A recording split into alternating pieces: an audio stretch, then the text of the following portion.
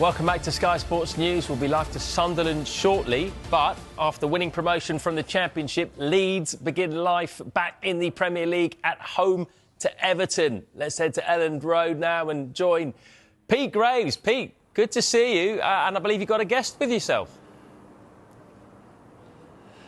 I certainly do, Matt. Thank you very much indeed. Yeah, very exciting times here in Leeds. I'm here at Elland Road, and you know, when those fixtures were announced, you could feel the excitement here in the city. I mean, incredible. Leeds back in the Premier League and hoping to do what no club's been able to do in the last 2 seasons coming up from the Championship, and that's stay in the Premier League next season. As I say, joined here by Burley-Emmerson here from LUFC.co.uk. Mate, I mean, the fixtures are out. Does it feel very real now? Yes, I mean, it feels as real as when David Tennant became the Doctor. Plenty of enthusiasm, plenty of drive, enjoyment, excitement. A nice easy start, unfortunately not, because Everton are a really good side. The team I fully respect under David Moyes, a manager I've always rated as well. So we know that we're in for a real treat come that Monday night football when it finally arrives. Yeah. When the fixtures came out, your initial reaction, were you pleased with that opening fixture? I mean, I suppose Everton, though, they're a different beast under David Moyes, like you say. They had a great end to the season. Yeah, and I think when you look at a manager like David Moyes, very similar to Sam Allardyce, it's very direct football I enjoy personally. The game has obviously evolved, but I think it's going to be a really interesting battle. I know that we've got a lot of signings to make in between and try and tweak the squad, especially down the spine of it, to see where we can improve.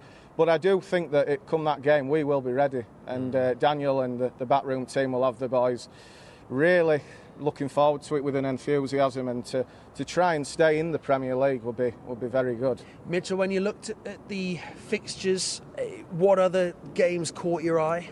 I think the December time into January, seeing Liverpool away and then Man United at home will be a real treat. You know, there's plenty of history that goes behind that. Yeah. But they're all really tough tests. And I used to say this in the Championship and try to big teams up, because I know that it's not always easy. But this is another level now. This is like it's going to be a really good test. But I think it's a test that Leeds, under Parag Marathi, the Leeds United chairman, can make sure that we can resolve and come good when it matters. If Leeds are going to do what yourself and a lot of supporters I spoke to outside this morning say they're going to do, and that's stay in the Premier League, what needs to happen between now and the first ball being kicked next season? Well, we probably don't have the time for me to say this, but I think transfer-wise we're probably looking at about 7 or 8 players definitely needed. One player that looks to be confirmed is the Slovenian international Žaka Bijol. £22 million, played 34 times in Serie A for Udinese last season, and I think he brings experience. He's a great ball-playing defender, but he's also a good stopper. And I think, looking at Pascal Struijk in particular, I think he's a good player, but we saw a 36-year-old Lucas Moura running rings round last season when we were relegated. Obviously, I aren't going to put too much pressure on Pascal, but the likes of Joe Rodon, I think his game gets up to that next level with a more mature and experienced defender that comes from abroad. We're standing here in Elland Road. I mean, probably a second home for you, mate, isn't it? I mean, fantastic stadium, always big noise here.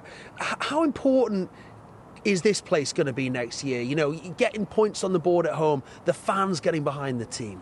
Yeah, and I think the fans, they are the 12th man. I know it sounds probably a little bit cliche at times, but you've heard everybody, even at Sky, Daniel Mann, Don Goodman, they always have really good things to say about Leeds United when the games are on. The scarves flying and in the air, like you saw with the yellow scarves before the Bristol City match. It was a revelation, and I hope that we can re-implement that. We need that every game, because the push from the fans will get the players over the line. But it's important now Leeds really focus and try to look and see where they can strengthen, especially with Junior Firpo looking like his exit is looking very close.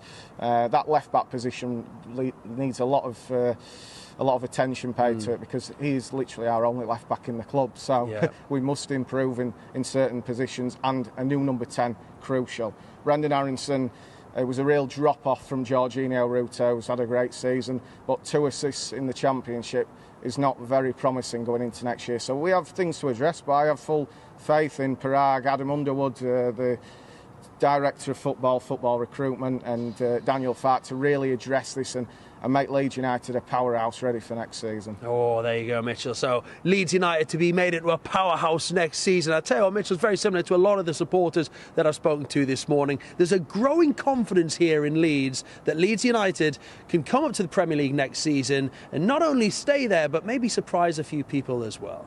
And they might do as well. Thank you very much, Pete.